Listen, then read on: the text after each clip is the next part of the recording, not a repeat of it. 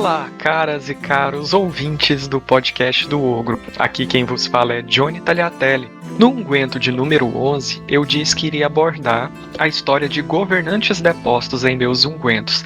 Naquela ocasião, falei do Childerico III. Hoje nós vamos falar de Frederico II, o tirano. Mas tirano para quem? Vamos lá.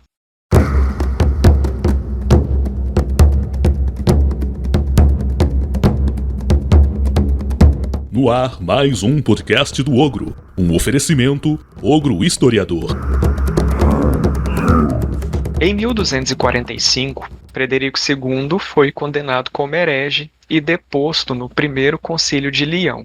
O Papa Inocêncio IV convocou aquele concílio da Igreja para encontrar uma solução para o conflito que se arrastava contra o imperador. Mas certamente isso não se tratava do único assunto a ser discutido na pauta conciliar. O papado julgava que era preciso ser enérgico contra o imperador, mas haviam outros assuntos a serem resolvidos no concílio, como era o caso do planejamento de uma nova cruzada e a questão de como lidar com um complicado inimigo que surgiu no leste europeu e devastou o reino da Hungria, os mongóis. Eu inclusive já escrevi um texto sobre isso lá no Ogro Historiador. Quem tiver interesse pode acessar lá, curtinho. Mas, como sabem, o Ungüento é um jogo rápido e hoje nós vamos falar particularmente de Frederico II, aquele declarado inimigo do Papa. Quem foi ele?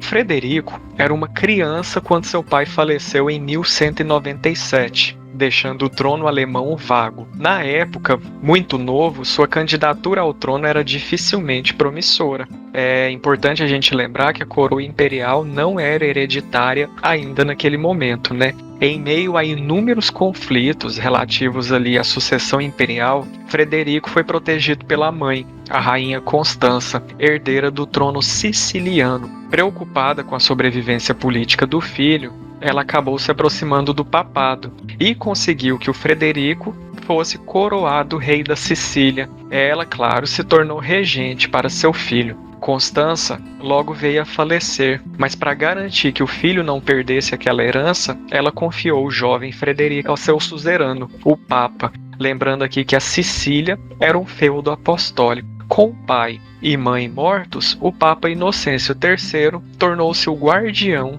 do rei Frederico. Só que uma série de reviravoltas e conflitos quanto à coroa imperial fez com que a candidatura de Frederico para o trono alemão fosse reativada com o passar do tempo.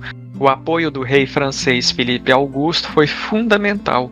A vitória na famosa Batalha de Bouvines de 1214 fez com que o poder do imperador Otão desmoronasse na Alemanha. Os guelfos haviam sido derrotados na guerra. Frederico teve várias coroações. Uma aconteceu ainda em 1212, depois teve outras duas em 1215, o que lhe deu os títulos de Rei da Germânia e Rei dos Romanos. Somente em 1220 que ele foi coroado como Imperador do Sacro Império Romano Germânico pelo Papa Honório III.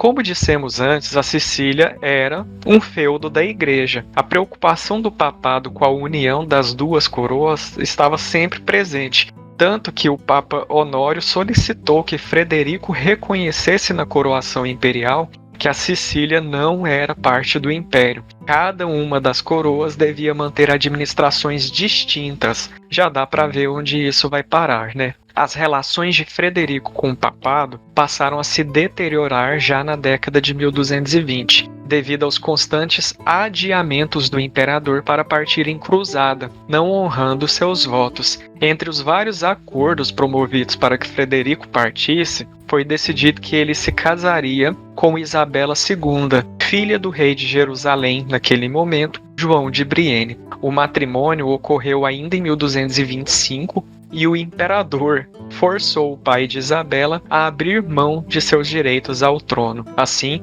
Frederico acabou somando mais um título, o de rei de Jerusalém. Só que na hora de partir em cruzada, solicitou mais um, adivinha? Adiamento. Aí o imperador foi obrigado a partir sob pena de excomunhão. Quando Frederico foi para a Terra Santa, ele ficou apenas um ano e voltou para o reino siciliano. Quando ele chegou, ele encontrou o reino em desordem, pois o Papa, agora Gregório IX, espalhava rumores sobre o imperador com o intuito de promover uma rebelião. Diferente do antecessor, no modo de lidar com Frederico, Gregório viu a oportunidade de separar a coroa siciliana do império e movia guerra aberta contra o monarca, usando inclusive a tática de espalhar notícia falsa sobre o imperador. É isso aí, gente. Fake news acontece, não é de hoje, não. João de Brienne, o rei anterior de Jerusalém, se colocou ao lado do papado para comandar uma campanha militar contra Frederico, mas acabou sendo derrotado. Isso forçou um acordo pela paz, e o Papa retirou o status de excomungado do imperador. Alguns anos mais tarde, as investidas militares de Frederico na Itália elevaram novamente as tensões com o papado. Ele atacava cidades no norte da Itália, e se cidades como Brescia fossem capturadas, elas poderiam funcionar como base do poder imperial na Lombardia, cercando no norte e no sul os territórios papais. Cidades como Gênova, Milão e Veneza resolveram desafiar o poder imperial e receberam prontamente a bênção papal. Em 1239, a comunicação de Gregório IX com o imperador já era marcada por um ódio evidente. O sumo pontífice lançou o anátema contra Frederico II. Reclamava o Papa do imperador investir contra terras da igreja, da prisão de legados papais, entre outras questões. Uma guerra de propaganda se intensificou entre os dois inimigos. O chanceler de Frederico, Pietro della Vigna, escreveu a governantes da Europa comparando Frederico a Jesus diante de seus acusadores, enquanto o Papa era colocado como um falso sacerdote. Gregório IX subiu o tom e em mensagens afirmava que Frederico era o precursor do anticristo. O alvo agora não era mais a política do imperador, mas sim o seu caráter maligno. Frederico era um tirano e, como tal, era um mal a ser extirpado. Em razão da ameaça à própria existência e segurança dos estados papais, o Papa convocou uma cruzada contra Frederico. É isso mesmo, uma cruzada política contra um governante da cristandade. Gregório convocou um concílio, a ser celebrado na Páscoa de 1241. Através da reunião, ele queria buscar uma solução para a guerra entre a Igreja e o Império. Frederico sabia que o Papa podia usar o concílio para cumprir as ameaças de deposição. E o que ele fez? Apelou novamente para a violência. As frotas do imperador atacaram os barcos que levavam vários bispos que participariam do concílio.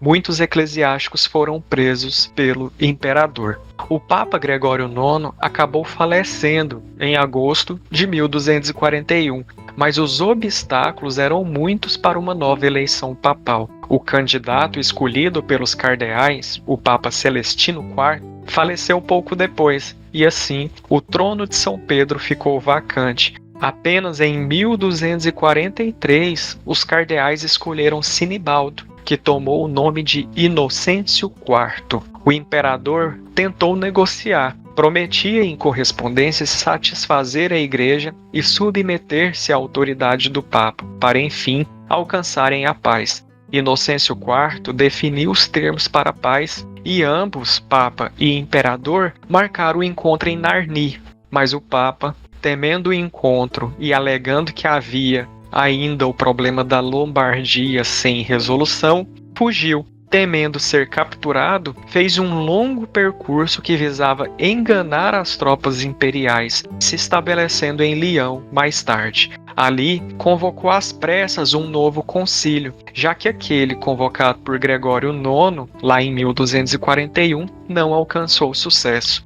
Durante as sessões do Concílio de Lyon, a sentença de deposição de Frederico II foi lida e discutida, contando com a aprovação da maioria dos presentes. O Papa invocava a plenitude do poder papal para promulgar a decisão. Buscava lembrar o imperador que sua jurisdição vinha de Deus. O imperador era condenado como herege e acusado de ser um notório violador da paz. A sentença de deposição era total, retirava todos os títulos de Frederico II. O intuito era retirar tanto a coroa imperial quanto o trono siciliano. A deposição não foi aceita por Frederico. Ele continuou uma campanha de propaganda contra o papado, enviando correspondências a vários príncipes, mas a maioria buscou manter a neutralidade em relação àquele embate entre a igreja e o imperador. Frederico II ainda planejou viajar a Lyon para defender o próprio caso, mas uma revolta em Parma o impediu.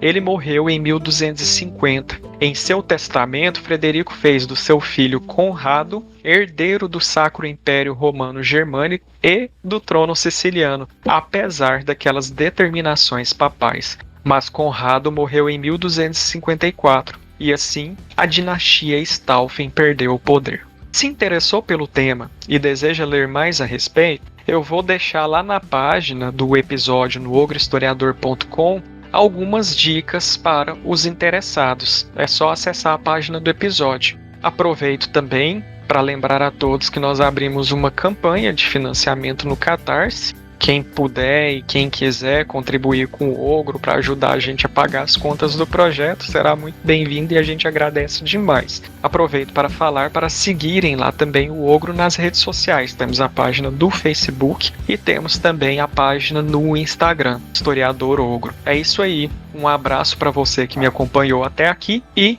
até a próxima.